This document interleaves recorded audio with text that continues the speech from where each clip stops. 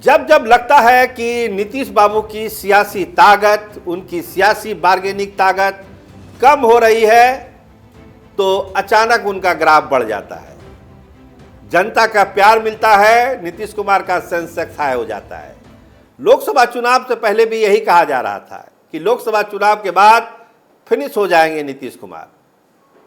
इस बार जो उपचुनाव हो रहे थे, उपचुनाव से पहले भी यही कहानी थी कि उपचुनाव के नतीजों के बाद, खासकर बेलागंज में अगर नीतीश कुमार चुनाव हार गए तो कहानी खत्म है, चैप्टर क्लोज है। लेकिन मनोरमा देवी के जीत ने नीतीश कुमार के ग्राफ को उठा दिया। बार्गेनिंग पावर इतना मजबूत कर दिया कि वक्फ संशोधन बिल पर भाजपा को झुकना ही पड़ा। देखिए, अमित शाह का ऐलान था कि वक्फ संशोधन बिल शीतकालीन सत्र में हम लाएंगे, पास कराएंगे, दुनिया की कोई ताकत इसको नहीं रोक सकती है।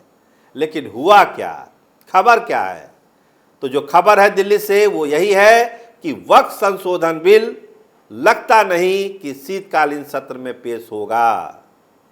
टाल दिया गया है इस बिल को, ठंडे बस्ते में फिलहाल डाल दिया गया है, क्योंकि दबाव ही इतना था चंद्रबाबू नायडू और नीतीश कुमार का कि भाजपा आखिरकार कुछ नहीं कर पाई। एक बीच का रास्ता निकाला गया है, हम बताएंगे बाद में, लेकिन नीतीश कुमार की इस ताकत का एहसास भाजपा के लोगों ने और जो दूसरी सियासी पार्टियां हैं उन्होंने किया कि क्या नीतीश कुमार क्या क्या नहीं कर सकते हैं। मुसलमानों में भी एक मैसेज गया है नीतीश कुमार को लेकर कि नीतीश कुमार के कारण जो है फिलहाल ही सही, लेकिन इस बिल को ठंडे बस्ते में डाला गया है। देखिए, जेपीसी की जो अपनी रिपोर्ट सौंपनी थी वो रिपोर्ट टल गई है। एक आवेदन दिया गया है और जेपीसी के कार्यकाल को बढ़ाने का अनुरोध किया गया है। मतलब साफ है कि इस सत्र में तो बिल आने से रहा। और उस आवेदन में क्या कहा गया है, उस अनुरोध में क्या किया गया है कि बजट सत्र के अंतिम दिन तक इस कमेटी का कार्यकाल बढ़ा दिया जाए। यानी बजट सत्र में भी पेश होने की इसकी उम्मीद नहीं है, क्योंकि उसमें जो शब्द है बजट सत्र के अंतिम दिन तक जेपीसी का कार्यकाल बढ़ाया जाए, इस तरह का एक अनुरोध लोकसभा अध्यक्ष से किया गया है। तो मतलब समझिए इसका कि कैसे वक्फ संशोधन बिल को फिलहाल टाल दिया गया है, पेश नहीं होगा, जिसका बड़ा बड़ा दावा अमित शाह कर रहे थे। अब आगे होगा क्यों और ये हुआ कैसे? देखिए, भाजपा भी बहुत नज़रिए से चीज़ों को देखती है और महाराष्ट्र की जीत के बाद भाजपा के भी हौसले बुलंद हैं। दो तरह की राय भाजपा के अंदर थी। एक जो वर्ग है वो चाहता है कि भाजपा को पहले अपना बहुमत हो जाए लोकसभा में। वो महाराष्ट्र के जीत का इंतजार कर रहे था वो टीम, क्योंकि महाराष्ट्र की जीत भाजपा के लिए समझिए कि एकदम बूम करने वाली स्थिति है। और इसके बाद शुरू होगा बहुमत का ऑपरेशन। जो सीटें घट रही है 32 सीटें, वो कैसे आएगी भाजपा को, ये ऑपरेशन अब भाजपा के एजेंडे में सबसे ऊपर है। और भाजपा चाहती है कि जब अपने बलबूते बहुमत हो जाए तब इस बिल को संसद में पेश किया जाए, भाजपा का एक गुट। लेकिन भाजपा का एक दूसरा गुट भी है जो चाहता है येन केन प्रकार इस बिल को लाया जाए और किसी भी कीमत पर इसको पास करा दिया जाए। तो एक शक की गुंजाइश थी कि बिल को लेकर कुछ अड़चन आ सकती है, सहयोगी दल नाराज है, सरकार को भी खतरा हो सकता है। बहुत तरह के विश्लेषण हुए। एक राय बनी कि फिलहाल थोड़ा सा धीमा ही चला जाए तो ज़्यादा बेहतर है, और धीमा चलने का फैसला हुआ। लोकसभा अध्यक्ष को एक अनुरोध दिया गया है कि आप जेपीसी का जो कार्यकाल है उसको बजट सत्र के अंतिम दिन तक बढ़ा दीजिए। तो अब शुरू होगा भाजपा का बहुमत वाला ऑपरेशन। बहुत सारे स्टेट निशाने पर हैं, उसमें महाराष्ट्र भी है, बिहार भी है। पहले भी चर्चा हो चुकी है कि भाजपा का अगला कदम इस विधानसभा चुनावों के बाद क्या होगा।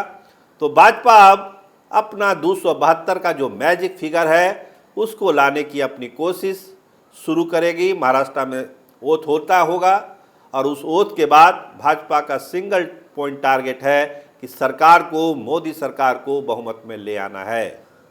तो ये ऑपरेशन शुरू होगा और बहुमत के बाद ये वक्फ संशोधन बिल पर भाजपा फिर बड़ा फैसला कर सकती है।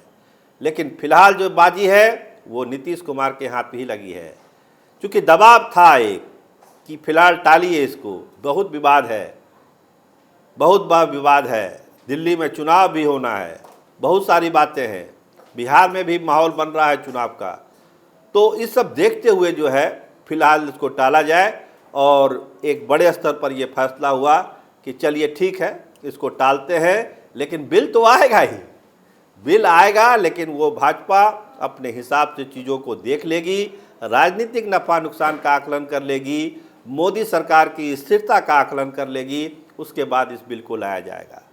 क्योंकि जो ऑपरेशन बहुमत है उसमें बहुत सारे काम होने हैं, उसमें समय भी लग सकता है, एक दिन में नहीं होगा, ये समय लगेगा। लेकिन एक बार जब ये सिलसिला चालू हो जाएगा तो इस सिलसिले को रोकना बड़ा मुश्किल होगा। तो मुस्लिम संगठनों ने भी राहत की सांस ली है, जमीयत उलेमा हिंद ने भी राहत की सांस ली है कि चलिए अभी कुछ ही समय के लिए, लेकिन फिलहाल तो सरकार ने महसूस किया कि इसको अभी नहीं लाना चाहिए, इसमें बहुत सारे विचार विमर्श की ज़रूरत है, बहुत सारे संशोधन की ज़रूरत है, और कुछ लोगों को तो कहना है कि इसको लाने की ज़रूरत ही नहीं है।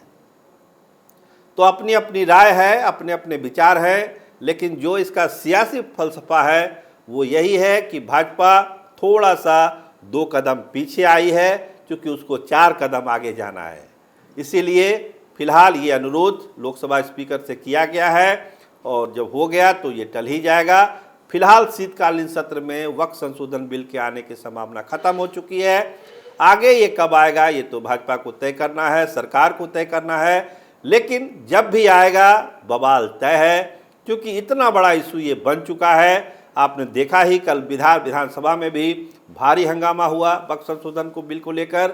आरजेडी बहुत एग्रेसिव है, क्योंकि उसको लगता है कि यही एक हथियार है जिससे मुस्लिमों को गोलबंद किया जा सकता है, जो सेंधमारी हो रही है मुस्लिम वोटरों में उसको कम किया जा सकता है। इसीलिए भाजपा के सारे विधायक कल जो देखते रह गए जब आरजेडी ने जो इतना बड़ा विरोध किया वक्फ संशोधन बिल को लेकर। ये मैसेज भी दिल्ली तक गया कि बिहार विधानसभा में वक्फ संशोधन बिल को लेकर कितना हंगामा हो रहा है। तो बहुत मोर्चों पर लड़ाई हुई, बहुत सारे सेमिनार हुए, संगोष्ठी हुई, आंदोलन हुआ, रैली हुआ। अंततः एक बात हुई कि फिलहाल वक्फ संशोधन बिल शीतकालीन सत्र में पेश नहीं होगा।